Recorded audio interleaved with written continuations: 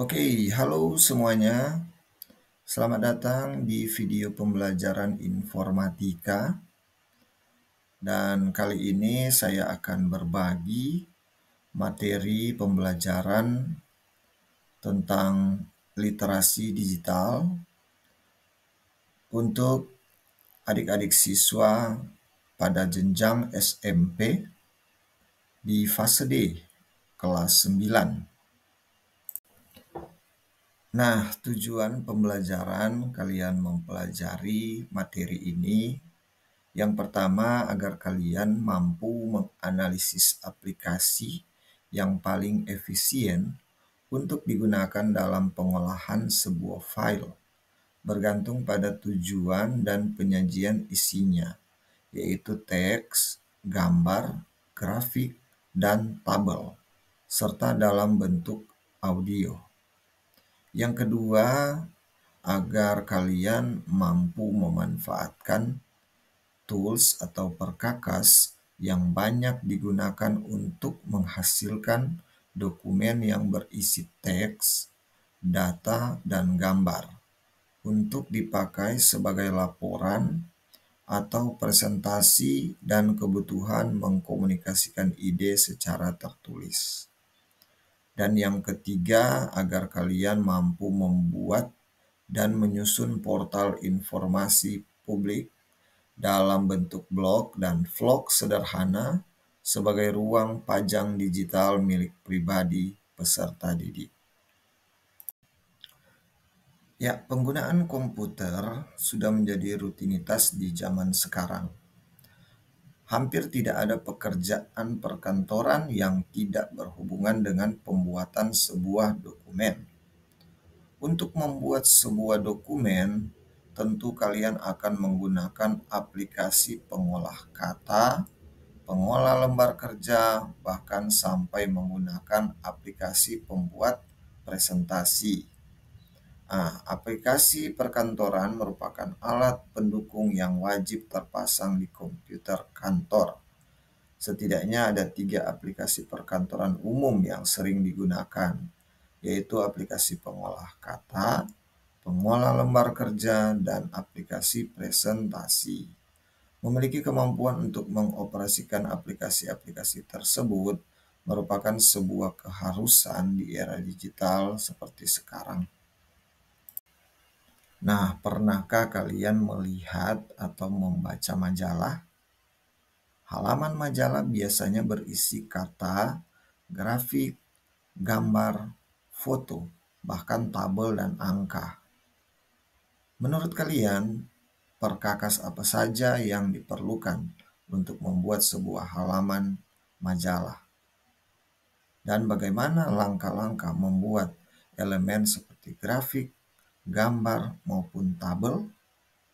Apakah kita memerlukan lebih dari satu aplikasi untuk membuat hal itu?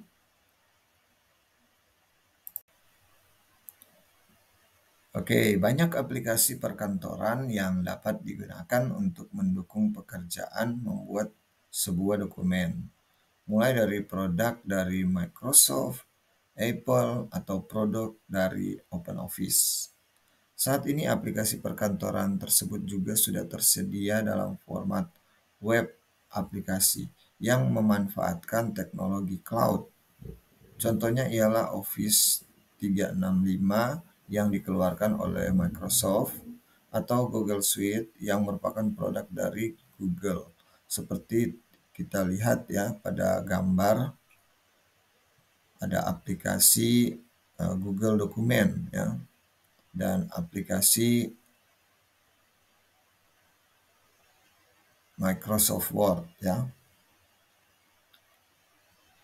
Perhatikan antarmuka aplikasi pengolah lembar kerja dan aplikasi pengolah kata yang dikeluarkan oleh Apple dan Microsoft, seperti yang diperlihatkan juga pada gambar 33 ya. Secara garis besar antarmuka aplikasi tersebut memiliki kesamaan dan dapat dipastikan juga bahwa cara penggunaannya juga banyak kesamaan. Nah, pengerjaan tugas-tugas sekolah atau perkantoran umumnya adalah membuat dokumen. Pembuatan dokumen mengandung banyak elemen ya, seperti teks, gambar, tabel, dan grafik. Seringkali kita membutuhkan lebih dari satu aplikasi untuk membuat elemen-elemen dokumen tersebut dan juga untuk menggabungkannya. Tahukah kalian bahwa kalian dapat menggabungkan sebuah elemen dokumen yang kalian buat pada aplikasi pengolah lembar kerja ke sebuah dokumen yang dibuat dengan menggunakan aplikasi pengolah kata?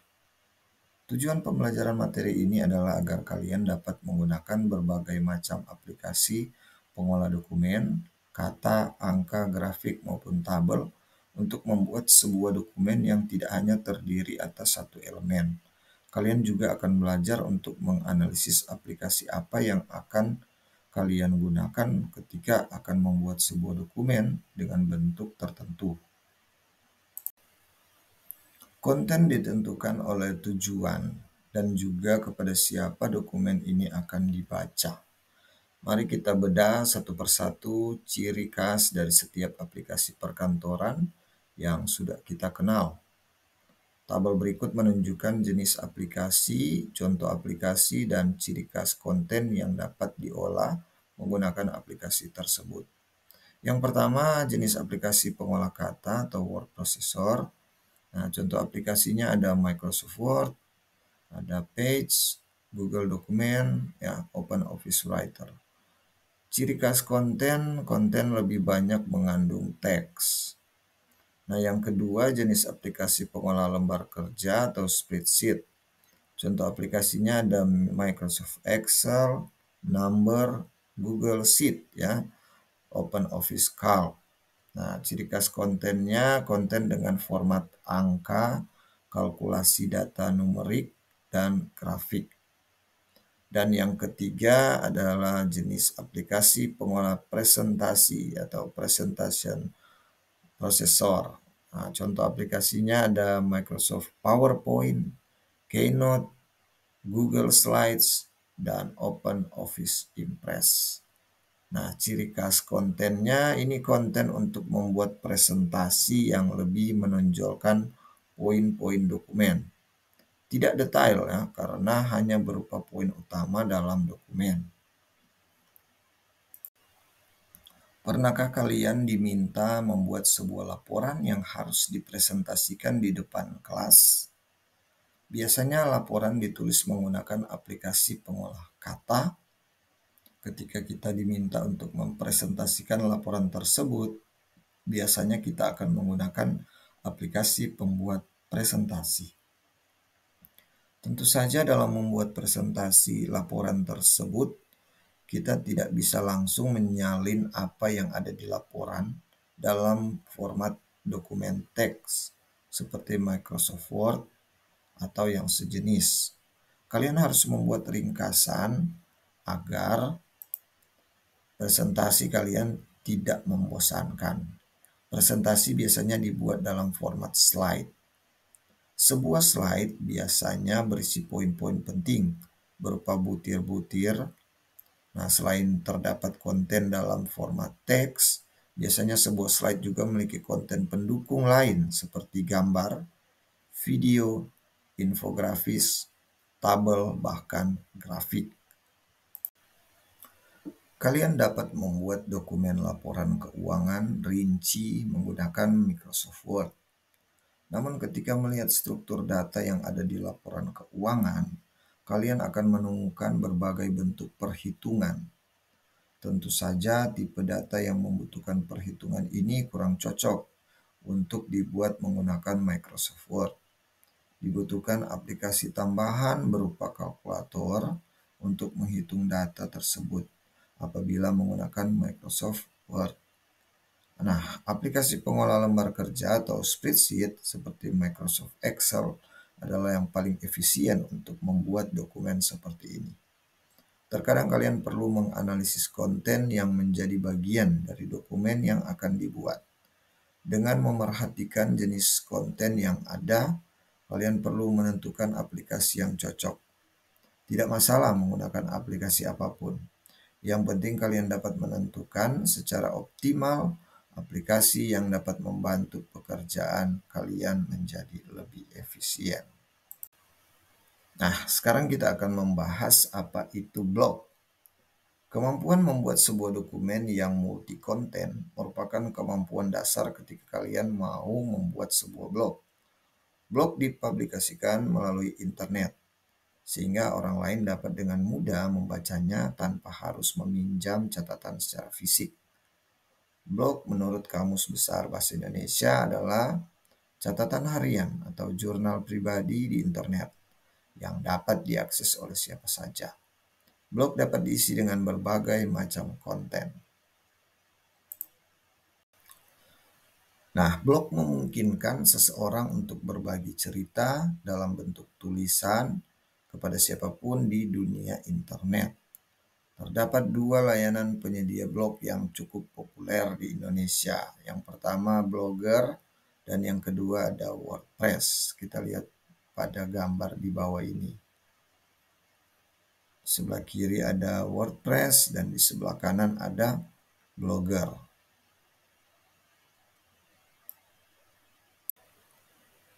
Kedua layanan ini menyediakan layanan pembuatan blog secara gratis.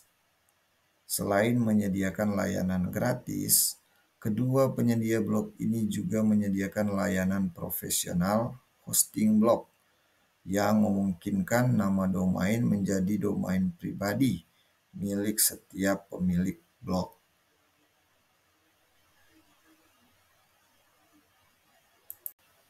Nah, sekarang kita beralih ke vlog ya. Nah, apa itu vlog? Vlog merupakan pengembangan dari blog. Jika blog lebih mengarahkan untuk membaca konten, nah vlog merupakan blog yang dikemas dalam bentuk video. Istilah vlog berasal dari video blogging, yang artinya membuat blog dalam format video. Untuk membuat vlog, kalian harus memiliki alat untuk merekam video, seperti smartphone.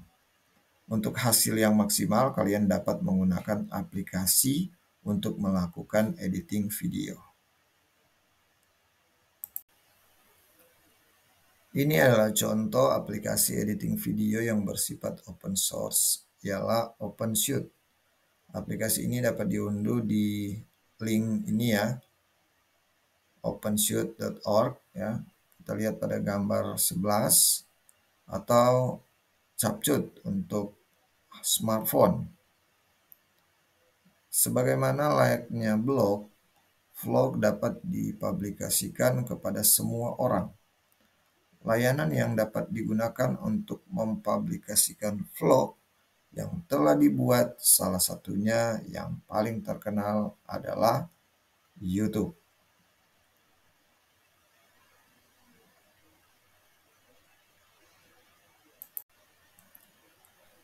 Ya, jika blog dibuat dengan cara ditulis menggunakan aplikasi pengolah kata, maka vlog dibuat dengan melakukan rekaman video. Kalian dapat melakukan perekaman dengan kamera depan maupun kamera belakang. Untuk merekam video menggunakan smartphone, kita bisa memperhatikan beberapa hal berikut ini.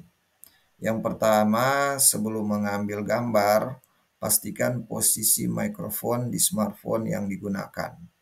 Jangan sampai kualitas gambar yang baik tidak didukung dengan audio yang mumpuni, sehingga hasil video keseluruhan tak cukup memuaskan dan harus melakukan pengambilan ulang rekaman. Yang kedua, gunakan kedua tangan. Kalian dapat menggunakan kedua tangan untuk mengambil gambar. Hal ini akan meningkatkan stabilitas saat pengambilan gambar. Cara ini dapat meminimalisir kejadian-kejadian seperti transisi yang kasar atau tiba-tiba serta pengambilan gambar yang bergetar. Nah, yang ketiga, agar mendapatkan kualitas gambar yang tidak kabur, hindari penggunaan zoom digital. Fitur zoom digital adalah memperbesar tangkapan gambar dengan melakukan pinch out pada layar ponsel. Nah, dekati objek yang ingin direkam adalah langkah terbaik ketika mengambil gambar dengan menggunakan zoom normal. Dan yang keempat, selalu perhatikan kondisi cahaya saat akan mengambil rekaman. Hasil rekaman tidak akan maksimal apabila pencahayaan terlalu terang atau gelap. Posisikan diri di tempat dengan kontras yang tak begitu tinggi. Dan yang terakhir, latih pengambilan gambar. Tahap yang perlu diulang-ulang ialah tetap terus berlatih mengambil gambar. Kalian akan mendapatkan transisi yang lebih halus, gambar yang lebih stabil, dan pencahayaan yang baik jika sering berlatih melakukan pengambilan gambar. Oke, demikian pembahasan dari saya untuk materi pembelajaran informatika tentang literasi digital untuk adik-adik siswa pada jenjang SMP di fase D kelas 9. Semoga bisa bermanfaat untuk kita semua. Terima kasih dan sampai jumpa di video pembelajaran selanjutnya. Terima kasih.